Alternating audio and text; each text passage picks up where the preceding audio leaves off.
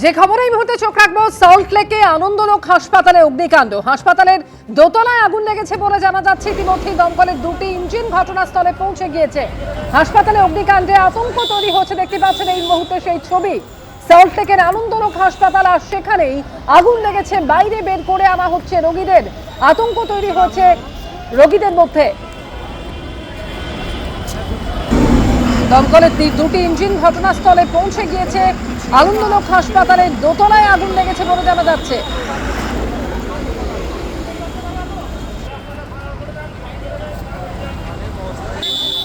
আমাদের সঙ্গে রয়েছেন এই মুহূর্তে প্রতিনিধি ঝিলাম করঞ্জাই। ঝিলাম, এখনো পর্যন্ত কি জানতে পারছো, ঠিক কোন জায়গায় আগুন লেগেছে, কতটা ছড়িয়েছে আগুন? এই মুহূর্তে যেটা জানা যাচ্ছে, সল্ট লেকে করুণাময়ীর কাছে একটি বেসরকারি হাসপাতাল। সেই বেসরকারি হাসপাতালের যে দ্বিতীয় তলায়, দ্বিতলে কোনো একটি জায়গায়, কোনো একটি রুমে আগুন বেরোতে দেখা যাচ্ছে, ধোঁয়া বেরোতে দেখা যাচ্ছে। দমকলের দুটো ইঞ্জিন এসছে এবং সেখানে রোগী যারা আছেন বা স্বাস্থ্যকর্মী তাদেরকে ইভ্যাকুয়েট করার কাজ হচ্ছে। তবে হতাহত বা ক্ষয়ক্ষতি কি হয়েছে সেই পরিমাণ এখনো জানা যায়নি।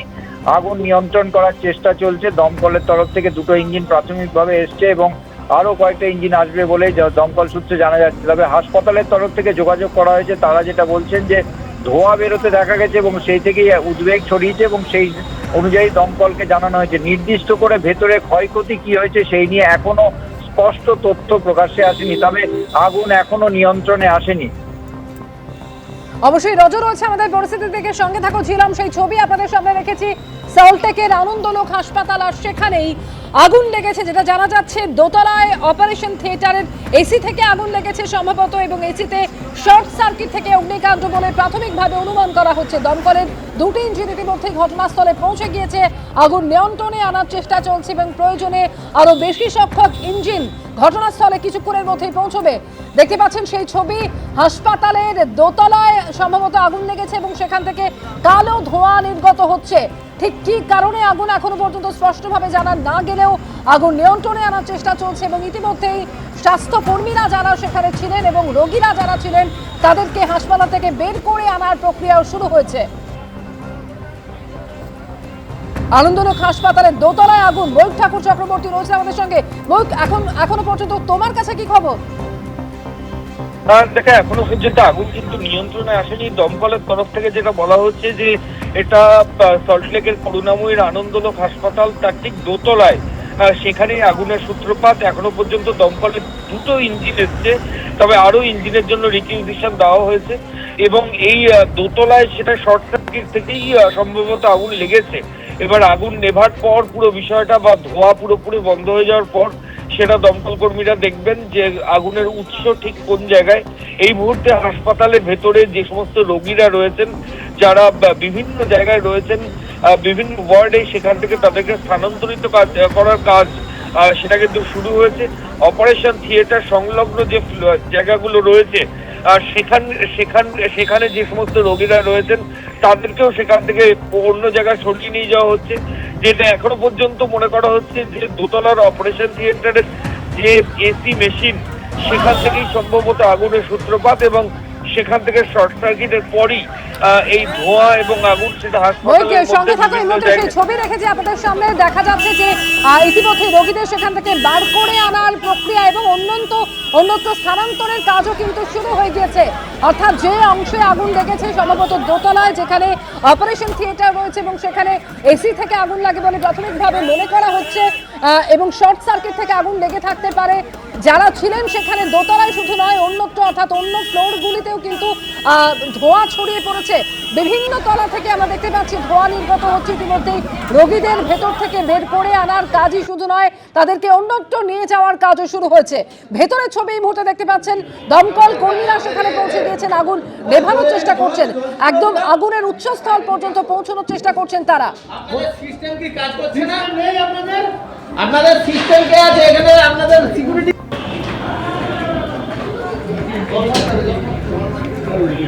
আরো একবার কথা বলবো। বৈক ঠাকুর চক্রবর্তী রয়েছেন আমাদের সঙ্গে। যেটা তুমি বলছিলে সম্ভবত দোতলায় যে অপারেশন থিয়েটার রয়েছে এসি থেকেই সেই আগুন লাগে, কিন্তু রোগীরা যারা ছিলেন তারা প্রত্যেকেই সুরক্ষিত আছেন তো? কি খবর পাচ্ছ হাসপাতাল সূত্রে? দেখো, দমকল এবং পুলিশের তরফ থেকে সেটাই প্রথমে নিশ্চিত করার চেষ্টা করা হচ্ছে। আগুনের উৎস কোথায়, কোথা থেকে লাগলো সেটা তো ফরেনসিক এক্সপার্টরা আসবেন, তারা এসে নমুনা সংগ্রহ করবেন এবং তারপর পুরোটা স্পষ্ট হবে যে আগুন কোথা থেকে লেগেছে বা কোথা থেকে ছড়িয়েছে বা কোথায় শর্ট সার্কিট হয়েছিল। তবে এখনো পর্যন্ত প্রাথমিকভাবে যেটা দেখে মনে হচ্ছে যে এই আনন্দলোক হাসপাতালের দোতলায় যে অপারেশন থিয়েটার রয়েছে, সেই অপারেশন থিয়েটার সংলগ্ন যে air condition machine, AC machine, সেখান থেকেই কিন্তু আগুনের সূত্রপাত এবং শর্ট সার্কিটের জেরে সেখান থেকে আগুন ছড়িয়েছে। এখন হাসপাতালের মধ্যে আগুন লাগলে একটা আতঙ্কের স্বাভাবিকভাবেই আসে। আমরা কেউ আমরির সেই দুঃস্বপ্ন কেউ ভুলিনি, যেখানে প্রায় 94 জন মারা গেছিলেন এবং প্রত্যেক সেক্ষেত্রে দেখা গেছিল যে ধোঁয়া একটা বড় ভূমিকা নেয় এবং ধোঁয়াতে অনেক মানুষ অসুস্থ হয়ে পড়ে। ফলত এই আনন্দলোকে এখনো পর্যন্ত দমকল কর্মীরা যেটা বলছেন যে তারা সেটাই করছেন পুলিশ প্রশাসনকে নিয়ে এবং হাসপাতাল কর্তৃপক্ষকে সঙ্গে নিয়ে, যাতে কোনো জায়গায় কোনো ওয়ার্ডে কোনো পেশেন্ট আটকে না থাকেন। কামারহাটিতে এবারও তৃণমূলের প্রার্থী মদন মিত্র। প্রার্থী ঘোষণার পর থেকেই চলছে জোর কদমে প্রচার। মিটিং মিছিল থেকে চলছে বাড়ি বাড়ি জনসংযোগ। এবারও কামারহাটিতে জয় নিয়ে আশাবাদী মদন মিত্র।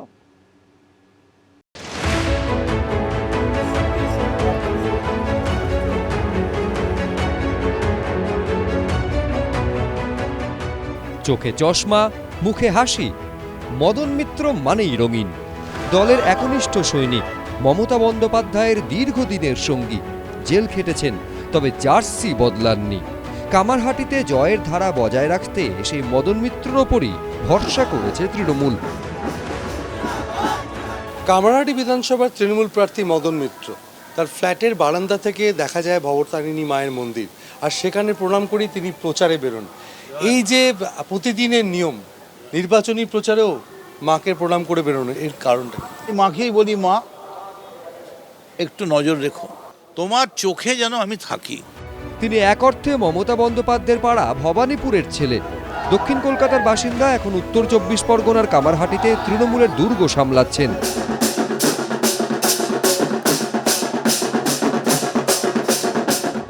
এই কেন্দ্রে বহু ওঠাপড়া দেখেছেন তিনি। 2011-তে কামারহাটি থেকে জেতেন মদন মিত্র। 5 বছর পর এই কামারহাটি থেকেই সিপিএমের মানস মুখোপাধ্যায়ের কাছে হারেন। 21-এর ভোটে ফের নিজের গড় কামারহাটি পুনরুদ্ধার করেন মদন মিত্র। 35,408 ভোটে বিজেপির অনিন্দ্য বন্দ্যোপাধ্যায়কে হারিয়ে জয় পান তিনি। 2024-এর লোকসভা ভোটের বিধানসভা ভিত্তিক ফলের নিরিখে কামারহাটিতে তৃণমূল এগিয়ে থাকলেও মার্জিন কমে হয় 18,800। ফলে বিধানসভা ভোটে অগ্নি পরীক্ষার সামনে দাঁড়িয়ে মদন মিত্র। যদি উন্নয়ন না করে থাকি সেটা জনতা বলবে। আপনারা সবাই মিলে চেষ্টা করুন, সবাই মিলে একটা ক্যান্ডিডেট করার, তারপর মদন মিত্রর সঙ্গে লড়ার কথা ভাবুন। কামারহাটিতে এবার মদন মিত্রর বিরুদ্ধে বিজেপির প্রার্থী অরূপ চৌধুরী। সিপিএম এই কেন্দ্রে প্রার্থী করেছে মানস মুখোপাধ্যায়কে। কংগ্রেসের প্রার্থী কল্লোল মুখোপাধ্যায়। 50,000 ভোটে জিতব, 100% বিজয়। কারণ আমি সত্যের জন্যে, ধর্মের জন্য লড়ছি, আমি পাণ্ডব। হাতে আর দিন কয়েক, দিনরাত এক করে চলছে জোর কদমে প্রচার। আর মদন মিত্রর প্রচার মানেই রঙের ফুলঝুরি।